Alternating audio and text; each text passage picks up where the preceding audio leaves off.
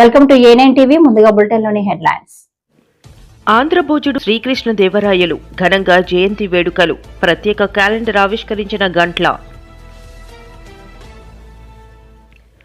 Euphoria అందరూ చూడాల్సిన cinema, miss కావద్దు నటి భూమిక. బ్రిటిష్ వాళ్లు దేశాన్ని దోచుకుంటే జగన్ రెడ్డి రీసర్వేతో రాష్ట్రాన్ని దోచుకున్నాడు. పేదరికం లేని సమాజం కోసం మన ప్రభుత్వం పనిచేస్తుందని మంత్రి నారా లోకేష్ అన్నారు.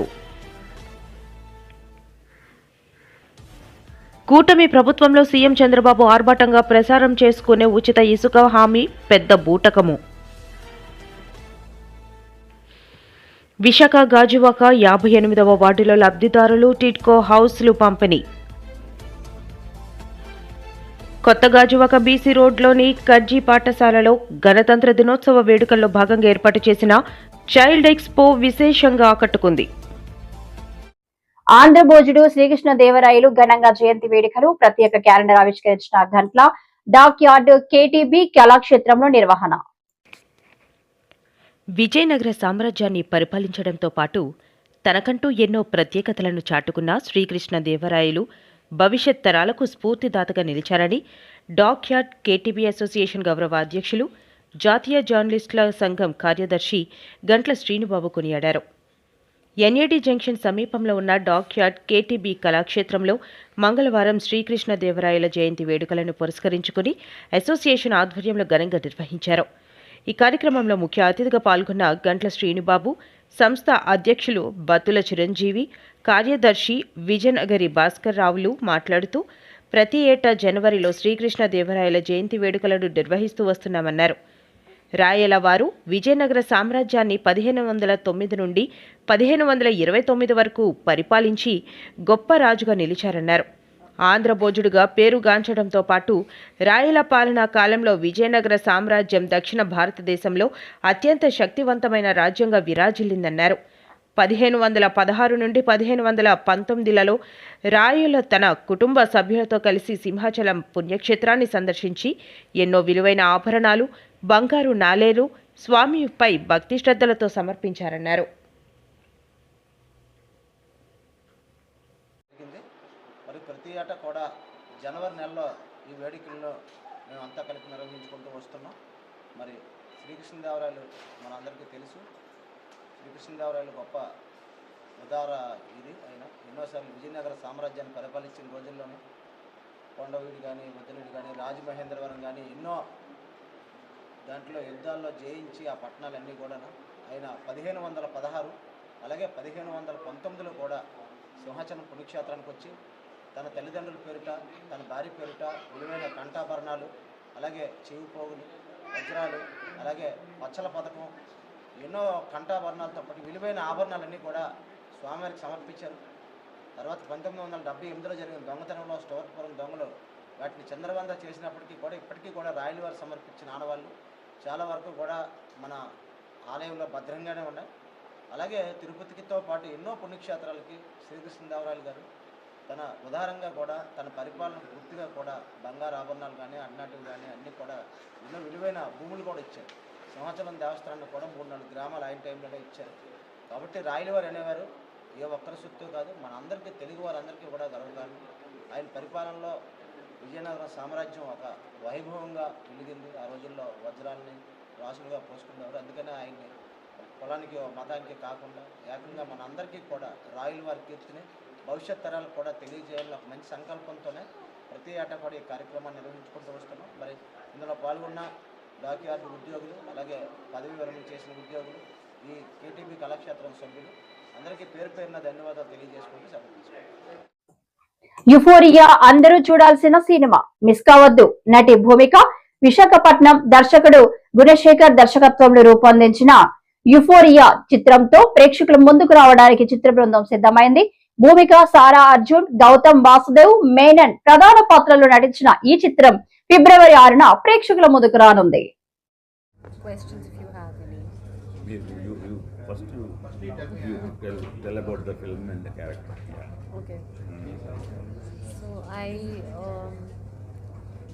ఈ ఫిల్మ్ చాలా స్పెషల్గా We have come together, Guna sir and I have come together after almost 23 years now.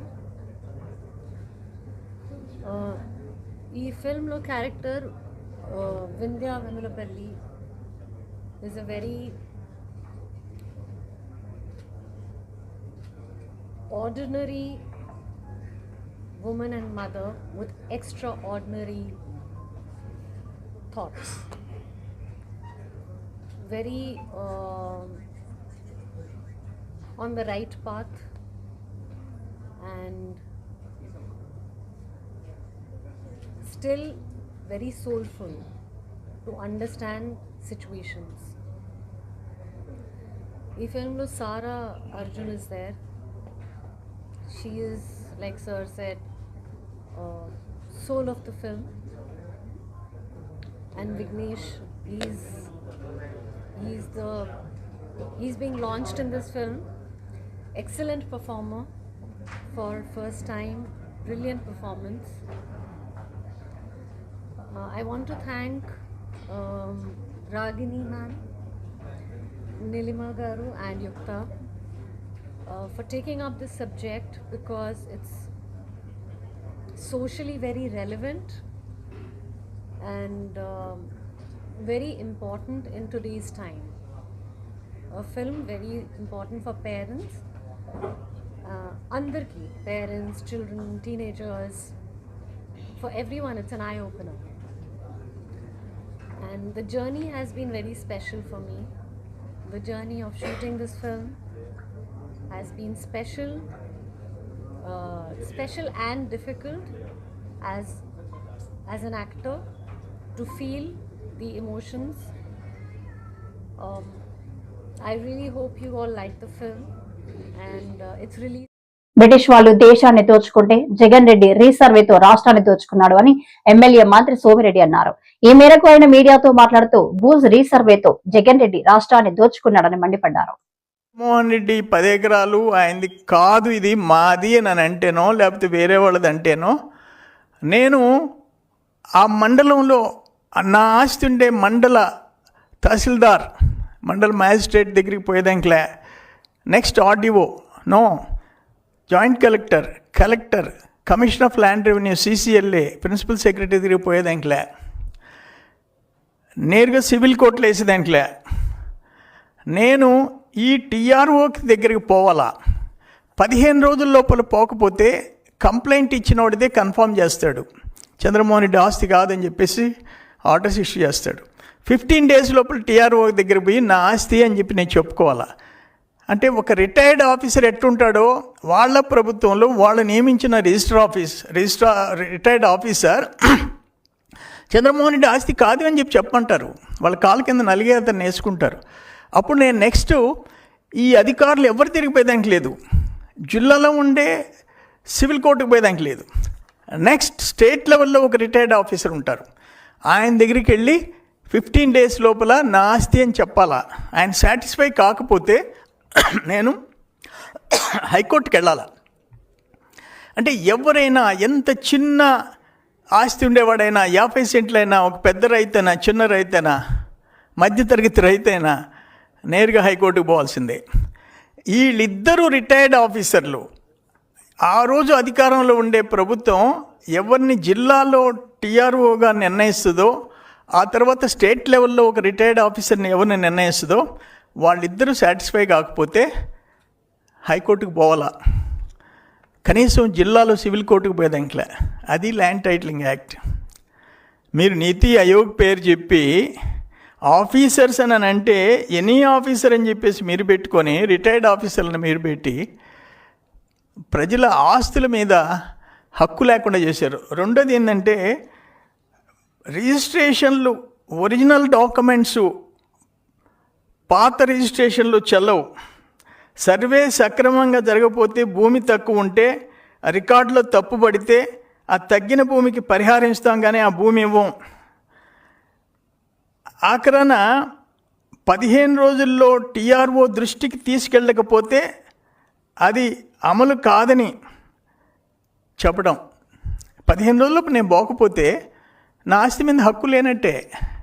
నాకు అసలు తెలియకపోతే 15 days దాటిపోతే ఆయన నాకు అగెనిస్ట్గా ఆర్డర్స్ ఇచ్చేసేస్తాడు.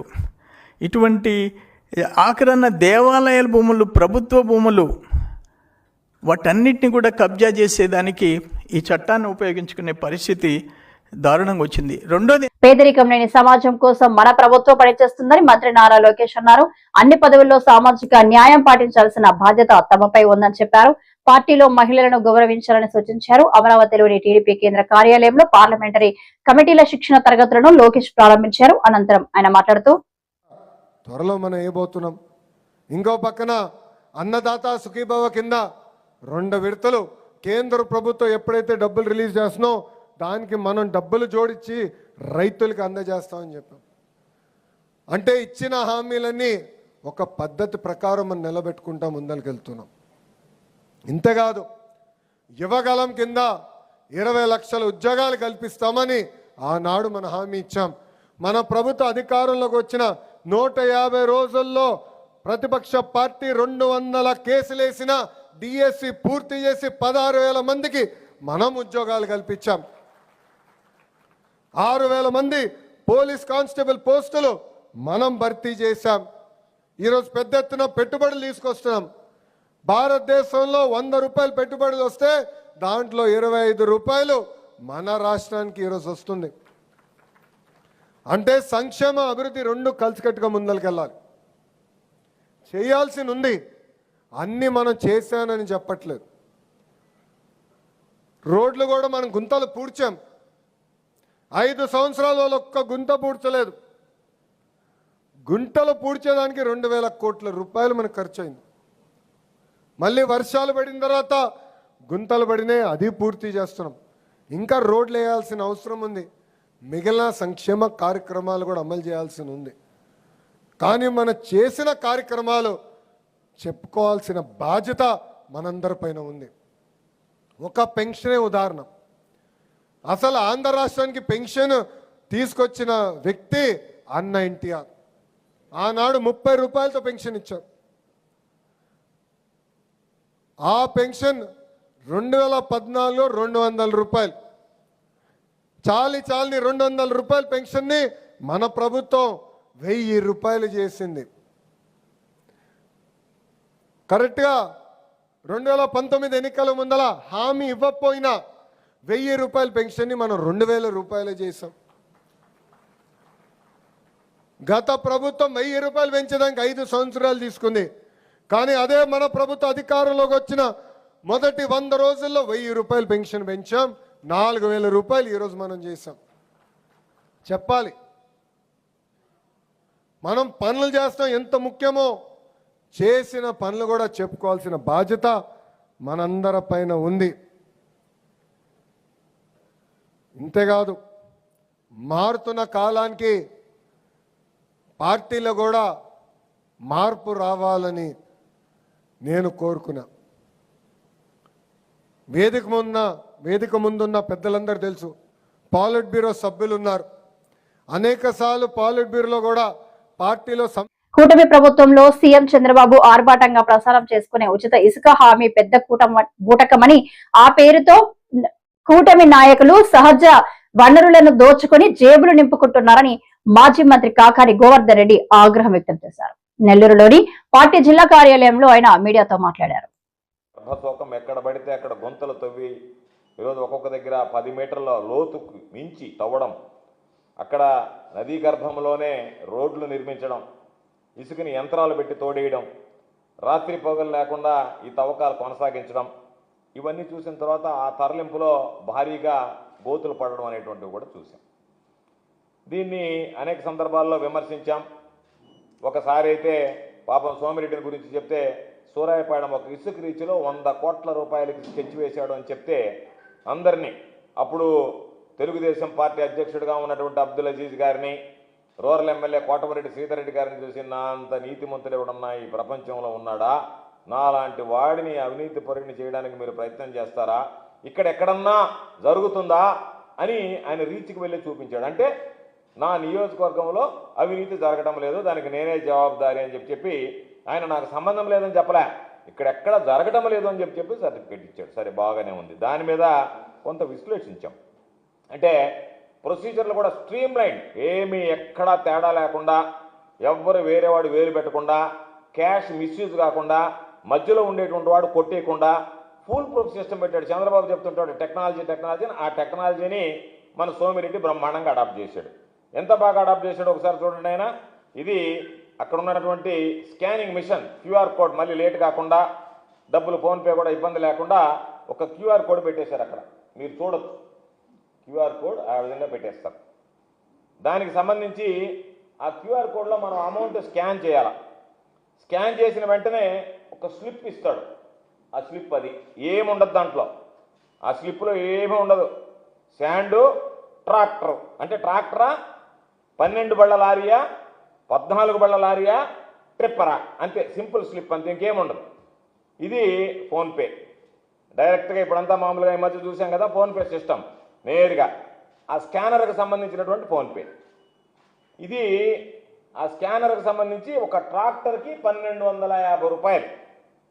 ఇది దీనికి సంబంధించి ఊరేం చూస్తే ఈయన పేరు శ్రీ సాయి శ్రీనివాస్ అంట. ఆయన పేరుతో నేరుగా 1250 రూపాయలు కొట్టేశాడు దానికి. అక్కడ అతను వేసిన తర్వాత ఆ ట్రాక్టర్లో లోడ్ ఎత్తుకొని పోయేటువంటి ఫోటో కూడా తీసిపెట్టాడు. అది ట్రాక్టర్. ఆ ట్రాక్టర్కి సంబంధించినటువంటి ఫోటోస్ ఇవి. నేరుగా తీసుకెళ్ళిపోయినటువంటి ట్రాక్టర్కి సంబంధించినటువంటి. నెక్స్ట్ ఫోటో చూపించు. నెక్స్ట్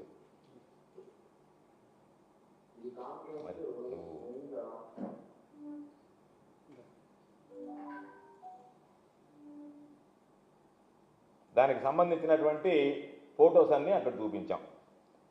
అదేవిధంగా అనేక సందర్భాల్లో చెప్పాం. విశాఖ గాజువాక 58వ వార్డులో లబ్ధిదారులు టిట్కో హౌజులు పంపిణీ. రాష్ట్ర ముఖ్యమంత్రి చంద్రబాబు నాయుడు ఆదేశాల మేరకు నియోజకవర్గ స్థాయిలో ఈ పంపిణీ నిర్వహించారు. పశ్చిమ నియోజకవర్గ ఎమ్మెల్యే గణబాబు చేతుల మీదుగా తాళాలు అప్పగింత సుమారు 136 లబ్ధిదారులకు గృహాలు పంపిణీ చేశారు.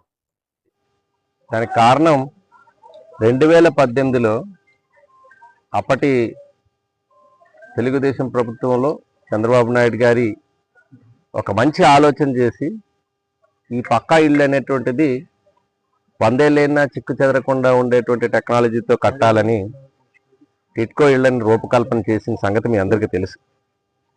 మన నియోజకవర్గంలోనే స్థలాలు సేకరించి, ప్రభుత్వ స్థలాలు అర్బన్ ప్రాంతంలో అరుదుగా ఉంటున్నా ప్రజలకు ఆమోదయోగ్యంగా ఉండేటువంటి స్థలాల సేకరణలో భాగంగా అచ్చెన్నాయుడులో కానీ, పద్మనాభపురంలో కానీ, ఇప్పుడు మనం ఉంటున్న ములగాడలో కానీ ఈ స్థలాలు సేకరించి టిట్కో ఇళ్ళకి ప్రారంభించుకున్నాం. ఇవి కాక స్లమ్స్ క్లియర్ చేసి కట్టేటువంటి ఇళ్లలో Muchchimamba colony, Rajiv colony, Gaurinagar, Paidimamba colony, అవి అక్కడ ఉండేటువంటి హట్స్ని తీసి వాళ్ళందరూ ఒప్పుకున్నాక అది కట్టి వాళ్ళందరినీ కూడా గృహప్రవేశాలు కూడా జరిగిపోయినాయి. పద్మనాభపురం, ములగాడ, అచ్చెన్నాయుడులో లబ్ధిదారులు నియోజకవర్గంలో ఉండేటువంటి వారు ఆ రోజు డీడీలు కట్టి 3 కేటగిరీల్లో ఉండేటువంటివి 300 SFT, 365, 430 డబుల్ బెడ్రూమ్స్తో కలిపి ఉన్నటువంటి వాటిని లాటరీ ద్వారా ఏ సైట్కి ఆ సైట్ అచ్చెన్నాయుడులోనే చాలా మందికి అక్కడే స్వయంగా లబ్ధిదారులకి మేము ఇవ్వటం కూడా జరిగింది.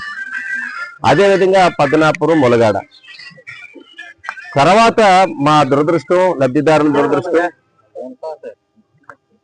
ఎప్పుడైతే ప్రభుత్వం మారిందో ఈ టిట్కో ఇళ్ళ నిర్మాణాన్ని ఆపివేశారు. ఇది చాలా వేగంగా 2 ఏళ్లలో పూర్తి చేసి 2020 నాటికి ఇల్లు పూర్తి చేసి ఇవ్వాల్సినటువంటి ఇల్లు 2018 డిసెంబర్లో ప్రారంభమైన 2 ఏళ్లలో పూర్తి చేసి ఇద్దాం అనుకున్నాం.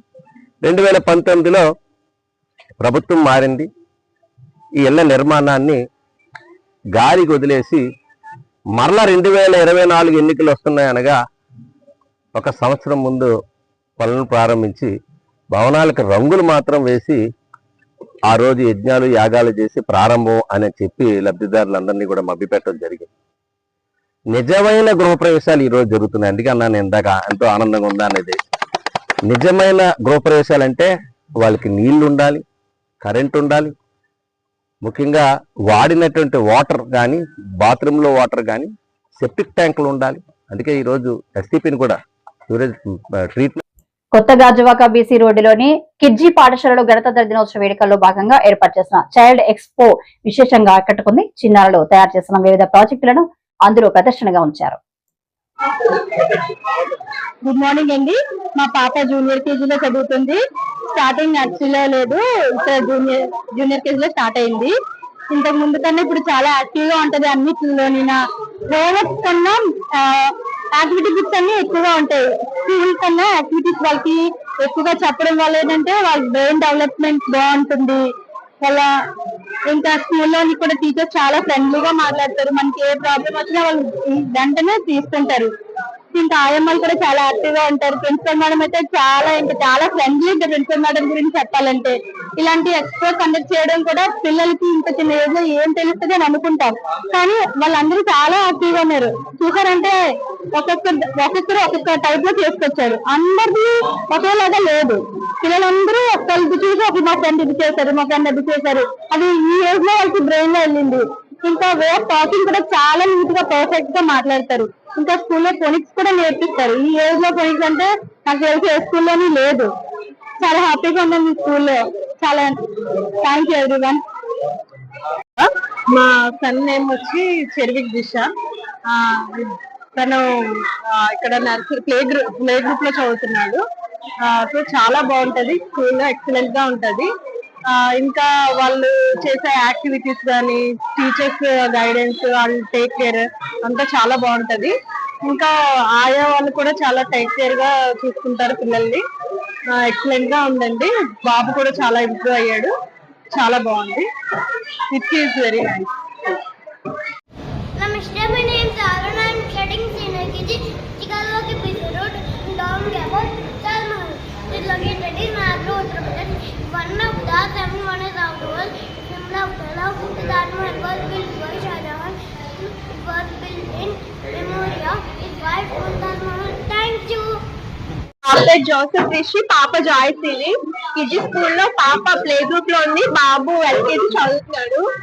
అయితే ఇద్దరు పిల్లలు చాలా యాక్టివ్ గా బాగా ఇంప్రూవ్ అయ్యారు. పాప అయితే మాటలే రావు, ఇప్పుడైతే తను A to Z చెప్పేస్తుంది. యాపిల్ నుంచి జీబ్రా వరకు చెప్తుంది. చిన్న పాప 3 years కానీ చాలా డెవలప్ చేశారు. అంటే ఇంత చిన్న పిల్లలు బ్రెయిన్ లోని టీచర్స్ చెప్పే విధానం అనేది కిడ్జీ స్కూల్లో చాలా బాగుంది. బాబు కూడా చాలా యాక్టివ్ గా ఉన్నాడు. ఇంతకు ముందు అయితే స్కూల్ జాయిన్ అవ్వక ముందు చాలా డల్ గా ఉండేవాడు. ఇప్పుడైతే తనకి తానే అన్నిట్లోని ఇంజనీర్ కూడా తనే చెప్పి స్కూల్లో ఏం చెప్తున్నారో అన్ని చెప్తూ ఉంటాడు. ఇద్దరు పిల్లలు స్కూల్లో చెప్పినవన్నీ ఇంజనీర్ చేస్తూ ఉంటారు. పిల్లలే వాళ్ళకి వాళ్ళే నేర్చుకుని